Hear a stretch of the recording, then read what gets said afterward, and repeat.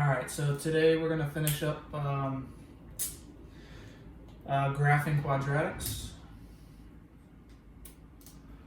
We're going to do two types of application problems, and it's going to be a pretty short meeting, probably only about 30 minutes. Okay, so there's two types of problems we're going to learn today, and one of them is an area problem that is up on the board, example 1. We're going to use a quadratic to solve for the area of this rectangle. And then after that, we are going to use the quadratic function to model an object being thrown in the air using the formula for initial velocity. All right, let's get started on this one. Okay, so let me explain this one a little bit before we actually solve it. So I didn't write all the instructions down just because I don't have a whole bunch of room, but here's the idea. The idea is that we have a space inside here that's a rectangle, and then some type of path outside of that rectangle. Now, in your book, I think this is a pool here, and then this is the deck around the pool. But for the example I'm using, they're trying to build a garden in here in this shaded region. And then outside of the shaded region is a path. And there's two pieces of information we're going to need to know. We're going to need to know the width of the path or the width of the garden. Either one. All right. So if we know the width of the path, then the width of the garden, or the length of the garden, is x. So this unknown side length here, so from here to here, we call that x. Or this could be x, the width of it. All right, so it just depends. All right, now, our job is to take this geometric problem and to model it using a quadratic equation. So keep in mind that the area of a so we're looking for the area of the whole figure, everything in this problem. So the area of this whole figure is going to be the area of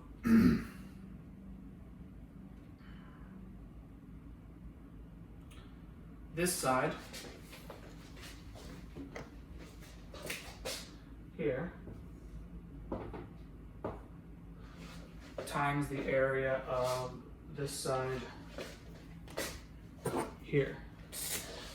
We'll use Christmas colors.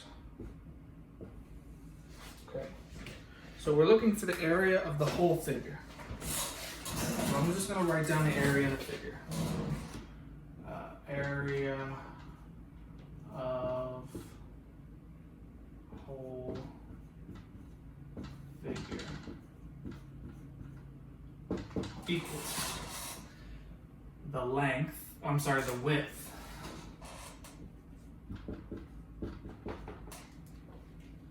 times the length. Okay. Now here's the thing. We don't know what these two sides are. This side of the garden and this side of the garden. We know the length of the path, that's it. Okay, so here's how you set this up. They give us this key piece of information here, and this is how we are going to find it. If the length of the garden, I should have written that in here. Let me write it in here.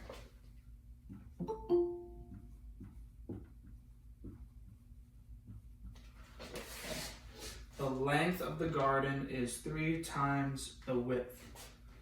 So that means this side is 3 times this side.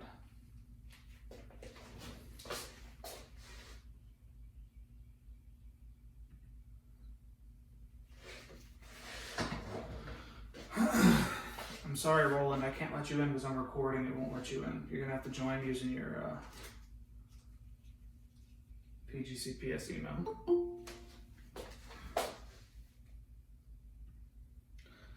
Does anybody have Roland's cell phone number? Michael, can you text him and tell him he has to join using a PGCPS account? He's trying to use an outside account. Thank you, Mike. All right. Now, this is not X here. I just wrote that in because I thought it might be, but it's actually not. Okay. So the length of this side here is equal to this side of the garden plus this side of the path plus this side of the path again. Okay. So this was given information up here that this path is 2 feet wide. Okay, so if this path is 2 feet wide here, it's also 2 feet wide here. All right, and if it's 2 feet wide there, it's also 2 feet wide here. Okay, so this is how we do it. The width is here, and this is the length. So first, let's find out, well, how big is this side of the garden? How big is this side of the garden? All right. It says the length is 3 times the width. So that means that this side of the garden here has to be 3 times the width. We'll call the width x. So if this is 3x, this is x. So this side is 3 times this side. Does that make sense? The length is 3 times the width. Here's the length. I said it's 3 times the width. The width here I'm saying is x. You can make it w if you want. Okay, so this is all the information we need. So what is the width of this whole figure? Well, it's this side here, x, plus the width of the path, which is 2, plus the width of the path up here, which is 2. So this whole side is x plus 2 plus 2. Now let's look at the length. The length here is the garden, which is 3x, plus this 2 here, plus this 2 here. So it's 3x plus 2 plus 2. All right, now I don't want to write 3x plus 2 plus 2. I want to just combine those 2's and I'll end up with 3x plus 4. And this one ends up being x plus 4. Okay, now we're ready to write our formula. Or write our equation.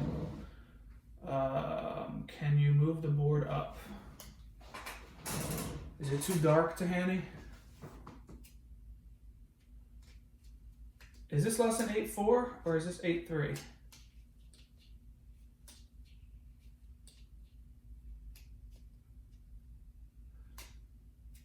All right, everyone's saying it's 8.4. I think you might be right.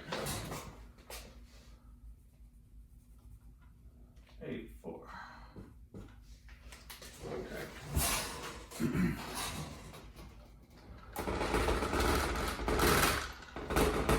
Is that better to him?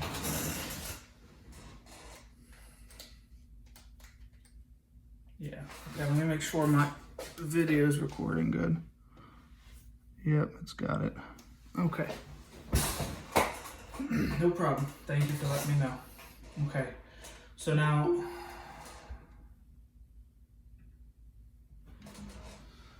the width here is x plus 4.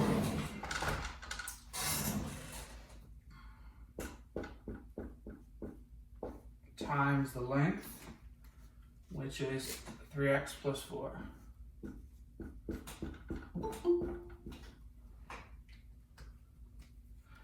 Equals area.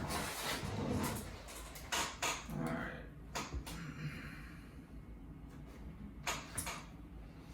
Okay, so we're almost done with this problem. Now we just have to simplify the equation. So we have to FOIL it. Area area equals x times 3x is 3x squared. X times 4 is 4x. 4 times 3x is 12x. And 4 times 4 is 16.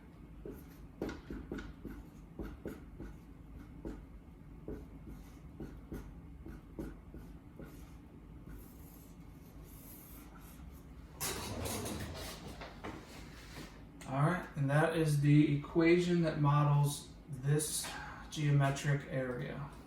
Okay, let me walk you through it all again. So here's what was given. I'm going to circle what was given. What was given is that the length of the garden is 3 times the width. Also, this was given and this was given, the 2's. That's it, that's all that was given. Everything else we extrapolated from the given information. So if this is 2 here and this is 2 here, this is 2 and this is 2 and this is 2 and this is 2 and this is 2 and this is 2. All right, so the width of the path is 2 feet all the way around the garden. Okay, we didn't know the length or width of the garden, so here it says the length is 3 times the width, so I made this 3x and this x.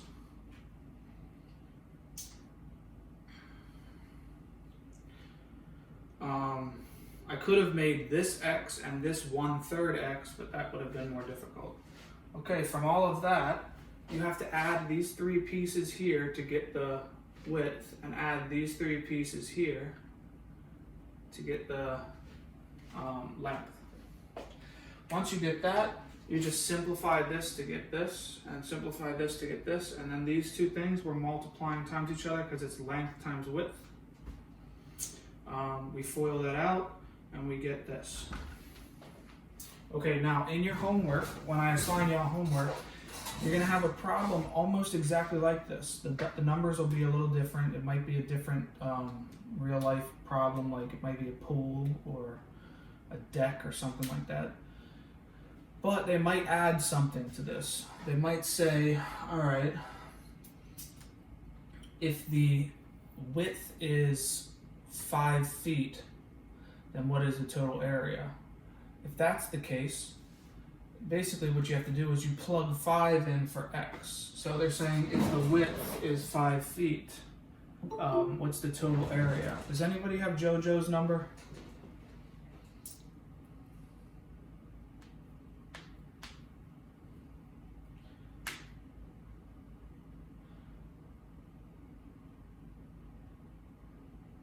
Does anybody have Josephine's number?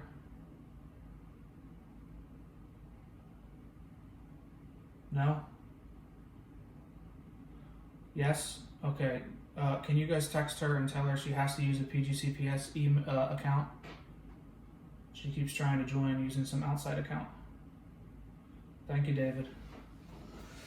Alright, so if the problem asks you to find the area when the width is 5 feet, you would just plug 5 in for x here, and you would solve. So I'm going to do this just so I can show you how it's done.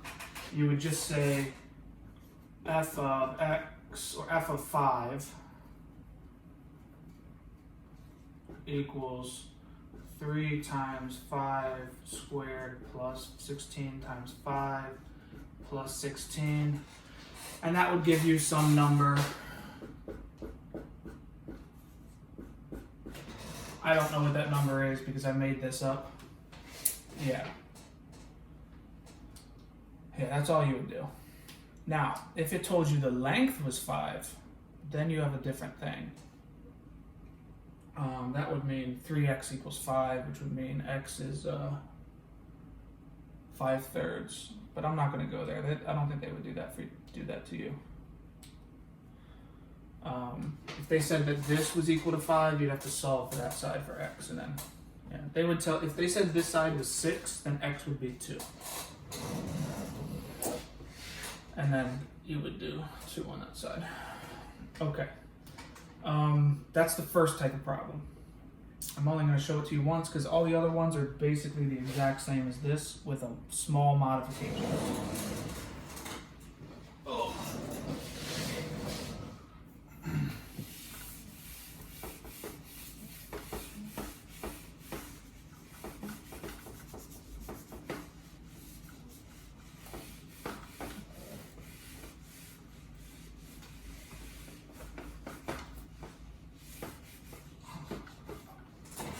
Okay, here comes the second and final type of question that we're going to do today.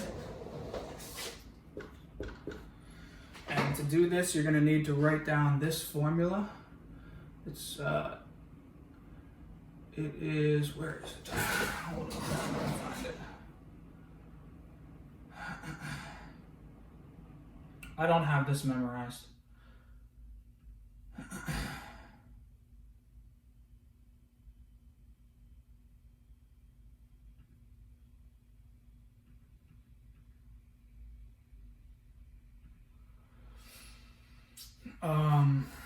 It's the model for vertical motion.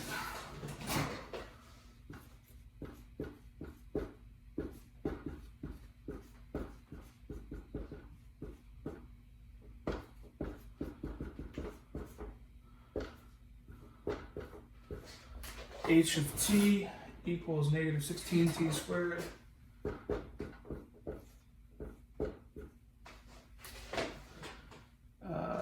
plus v of t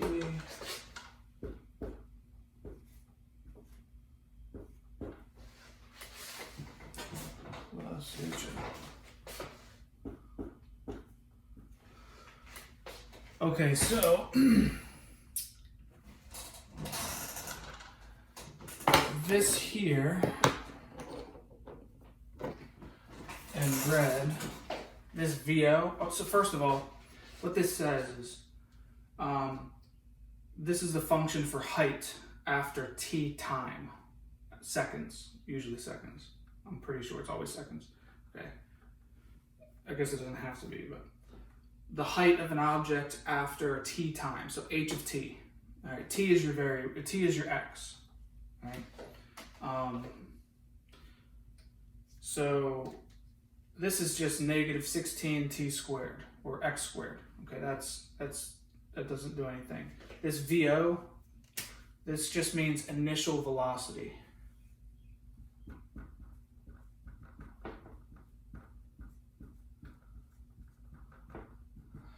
And then this HO, it just means initial height.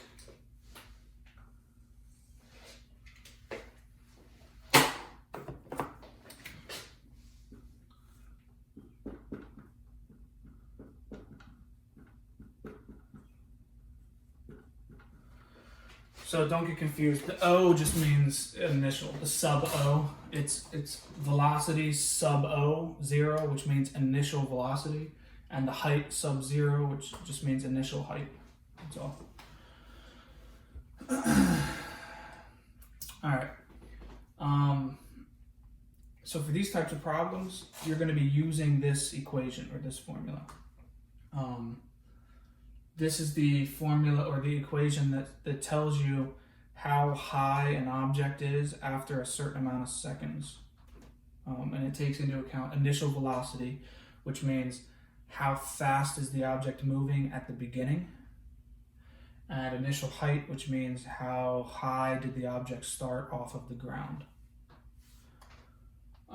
So if there is no initial height, that means the object started on ground level. If there is no initial velocity, if this thing's missing, that means it was dropped. It wasn't like thrown; it was just dropped. So if you throw a baseball, the initial velocity is how hard you throw the ball at first. The initial height is how far off the ground the ball starts when you release it. So if you're 5 feet tall, it would be 5 feet off the ground or whatever. Okay, this minus 16, that has to do with gravity. Don't worry about that. You'll learn that in calculus. Okay, anyways, this is the equation. You're definitely going to use this equation once you get to calculus. All right, so let's draw an example here and get you guys going.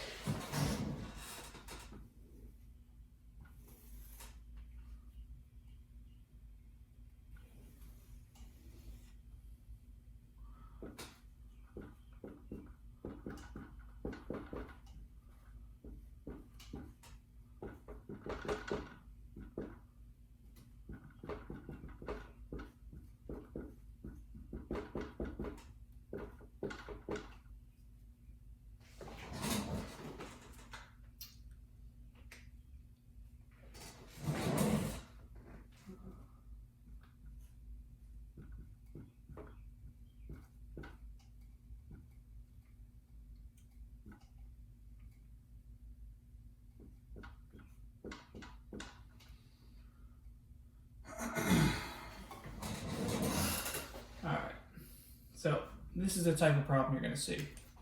They're going to give you two pieces of information. They're going to give you the initial height, which means when the ball was thrown, how far off the ground was it? So it was 4 feet, which means that when the ball was released, it was the hand that was holding the ball was 4 feet off the ground.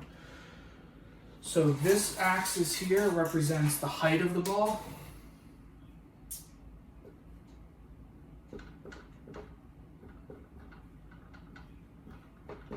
Or h of t. This axis represents t, or time. Okay, and these go in seconds. And this is, in this case, feet.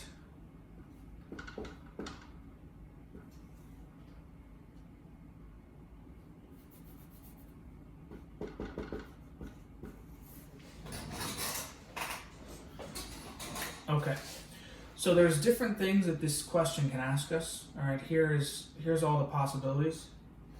It could ask us, what is the highest the ball has ever it goes? So if it's looking for that, it's looking for this point right here, which is the vertex, which is the highest the ball travels. Okay, it might ask, how long does it take the ball to reach the ground, which is going to be looking for this point here. Okay. It might ask, how many seconds does the ball take to reach its maximum? Again, that's the vertex here. It might say, where is the ball after 3 seconds? So we would have to find out where on this curve is 3 seconds. All of these things are possibilities. In order to do any of these things that I just said, you need to model this curve with this function. So that's what we're going to do. We're going to model this curve with this function up top. All right. So the first thing I'm going to do is fill in the values here. So here's our values. H of t equals negative 16t squared. Okay, that never changes. Okay. The other two things are what change. So b here, the coefficient of the middle term is the initial velocity. So here it's telling us the initial velocity is 10 feet a second.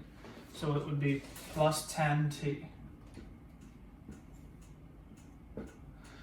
And then c in this equation is the initial height. In this case, it's 4.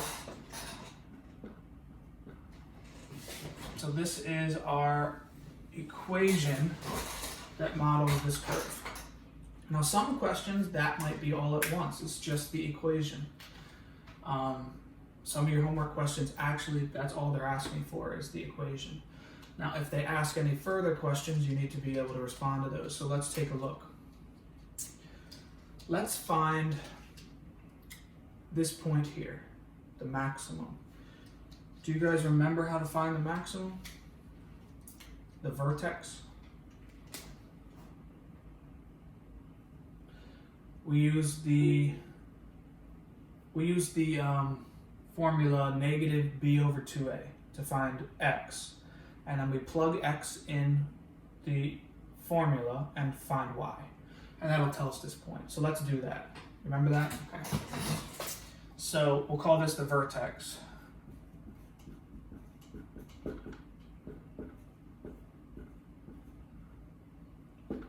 And b here is 10. So this is negative 10 over 2 times a, which is negative 16. So what is that? It's going to end up being negative 10 over negative 32.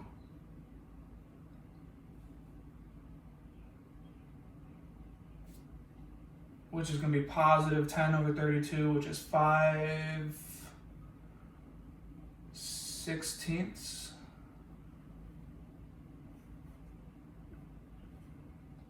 I don't like that. Let's change this 10 so that it works out better, please.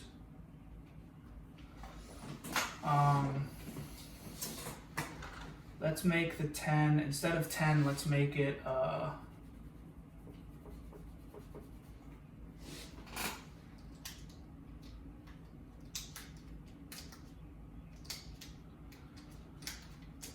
what am I doing? 48. 48 feet per second. The only reason I'm doing that is to make the number better so you guys can see it. Okay, I'm sorry. So this is not 10t, it's 48t.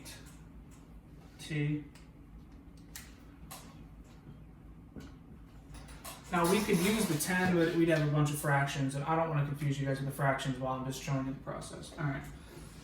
Anyway, so this is negative 48 over 2 times negative 16, which is, I think it's 1.5. Yeah.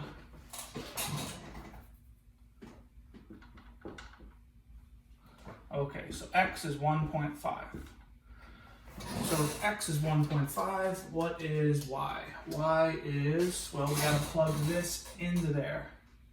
Let me erase some of this so I have room.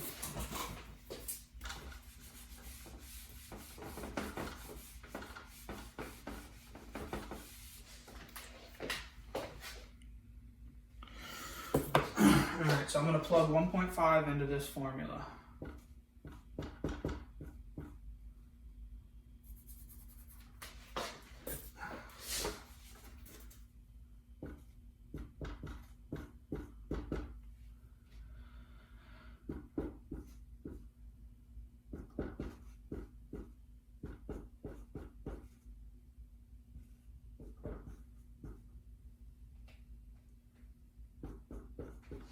Okay, I'm gonna need to do a little math off screen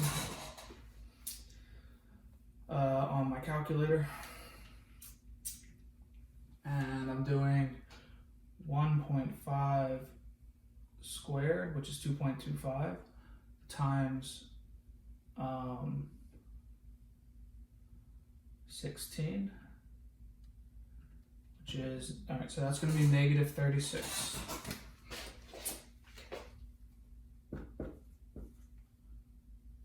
All right, 48 times 1.5, which is 72 plus 4. So let's do that. 72 minus 36. 36 plus 4. 40.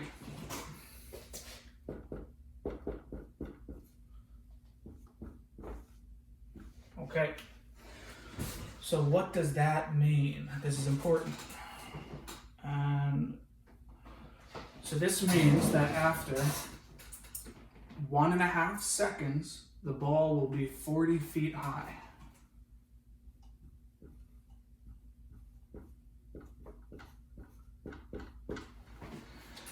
So the question might ask you two things. It might say, how long does it take the ball to get to its maximum height? The answer would be 1.5 seconds. The other question it might ask you is, what is the highest the ball travels? And then this would be 40 feet high. Okay? So that's what the vertex tells us. It tells us how long the ball took to get to its highest point and what is that highest point. So there's two answers there for two types of questions it might ask you. Okay? All right. Let's find this point here. So this point here is 4 feet after 0 seconds. It's 4 feet tall. Here, it's 0 feet.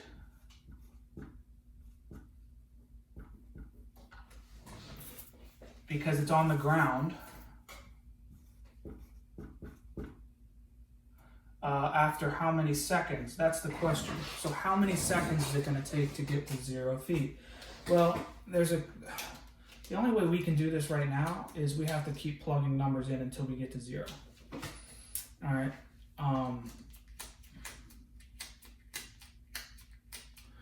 Otherwise, we'd have to solve the quadratic, which we haven't done yet, and I don't want to teach it here. I just want you to find this point. So if it took 1.5 seconds to get to the height, how long do you think it's going to take to get over there? Well, this point here is here, right? So that's 1.5. So I'm going to try 2. I'm going to see if 2 works. I'm going to plug 2 into this equation. And it might not be 2, it might be 1.8. But I think it's 2. So how do I know it's 2? Well, it took 1.5 seconds to get to here. So it's going to take another 1.5 seconds to get to here. Wait, that's 3 seconds. Okay, so here it took 3 seconds to get there because this is the reflection of this, right? So 1.5 seconds, another 1.5 seconds. So it's 3 seconds. I'm going to try 3.5 and then I'm going to try 4. Let's try 4 first because 4 would be easy if it works.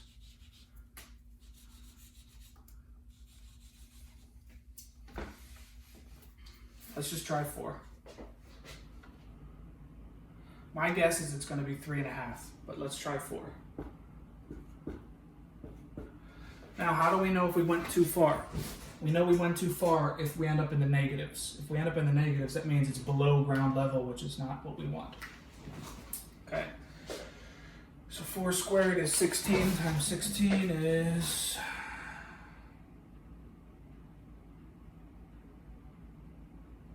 250. So this is negative 256.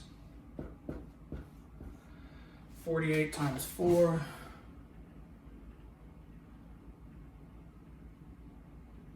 is 192. Okay, so if we add these, we get 198, 196, and we take it from this. We're going to end up in the negative. So 4 was too much. So we're going to have to try 3.5.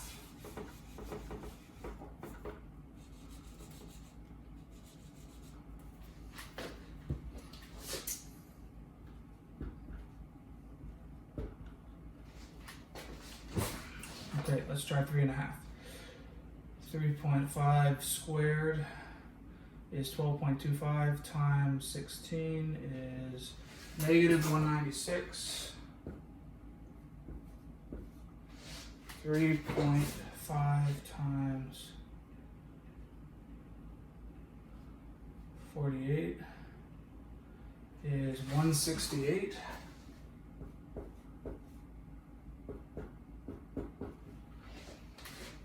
Oh, we're still going to be in the negatives. Okay, so for this problem, I recommend going and graphing the equation and seeing what it looks like on Desmos. So I'm going to show you that. For my YouTube audience, I'm sorry you're not going to be able to see this, but if you take this equation and you plug it into Desmos, and then you can actually touch this point and see what the x coordinate is. So you guys are going to be able to see my screen.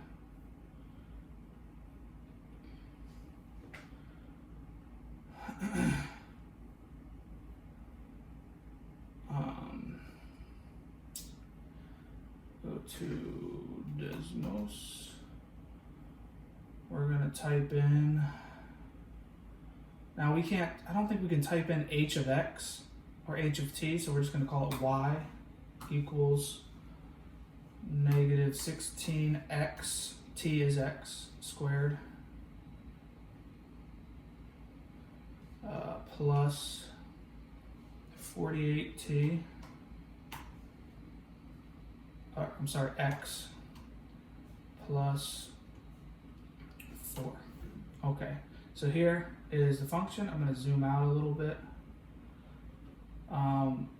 So you can see it's real high, but you see how it maxes out here at 40? So 1.540, we already found that. We already knew that this was 0.4, and then this one is, it's 3.0810. So that's a little bit more than 3 seconds. So it was, and we knew that kind of coming into this. All right, so remember 3.081.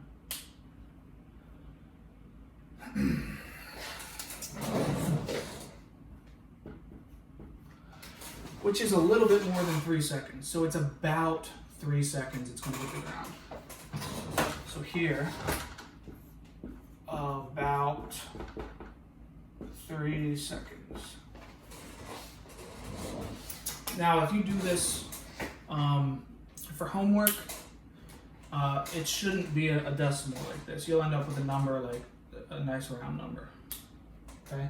Now, for those on my YouTube channel who can't see what I just did on my screen, I just plugged this into Desmos. I hovered over this and I saw it was 3.08. Now, what if we don't have Desmos and we have to do this by hand? Well, there's a way to do it by hand that gives you the exact number, or you can do what I was doing initially. Plug in some numbers. You see how 4 was too much. 3.5 would have been too much. So it's in between 3 and 3.5, so you would have ended up narrowing it down to something along this point.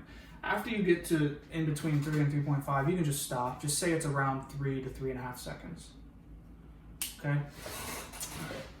The next number I would have tried would be 3.25, and that would have been too much, and then I would have tried 3.10, and that would have been just a little bit too much, and then I would have tried 3.05, and that would have been too little, so I knew it was in between 3.05 and 3.1, and then you can see you'll end up at 3.08 eventually. Okay? All right. That's it. There's one more thing I want to show you, but I'm not going to go through a problem like this. I just want to explain something. For this problem, the ball was thrown. How do I know it was thrown? Because there was an initial velocity, which means that when the ball left your hand, there was a speed that you pushed the ball. The ball went somewhere, like you were throwing, you were pushing it. That initial velocity is the 48, okay? Now what happens instead of throwing the ball, what if you just drop the ball? Well, what is the initial velocity if you just let go of the ball? It's 0. And if the initial velocity is 0, that means this whole middle term's not going to be there, okay? So you might end up with something that looks like this.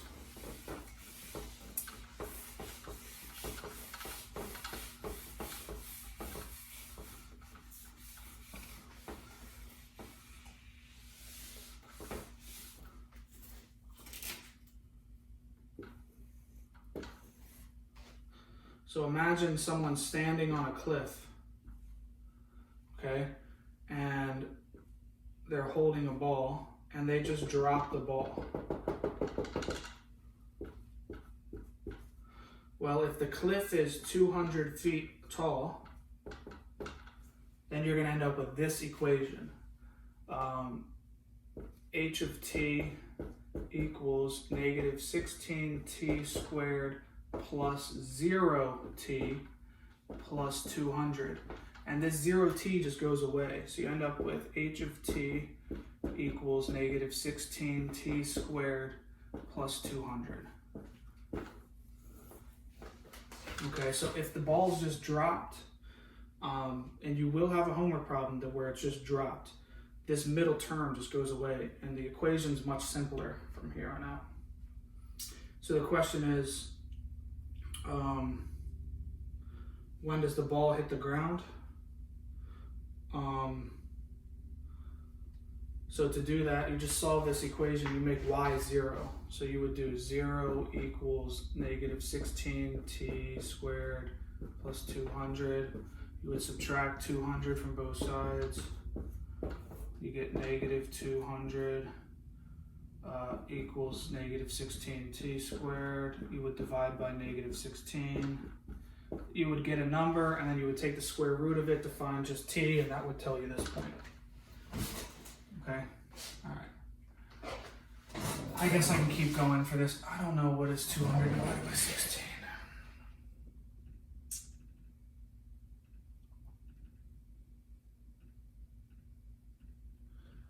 It's 12.5. Take the square root of both sides. And the square root of 12.5 is about 3.5. Which means that after 3.5 seconds, the ball would have hit the ground. If you dropped it off a cliff, 200 feet tall. Okay, now, none of this takes into account wind, okay? Wind is something that you're gonna have to add to this later on when you when you get into Calc 2. And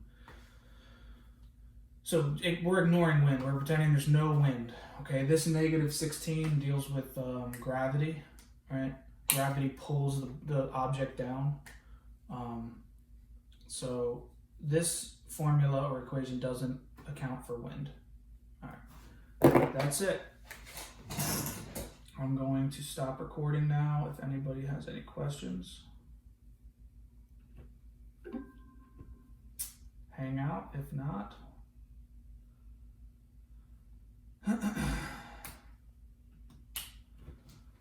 you're free to go.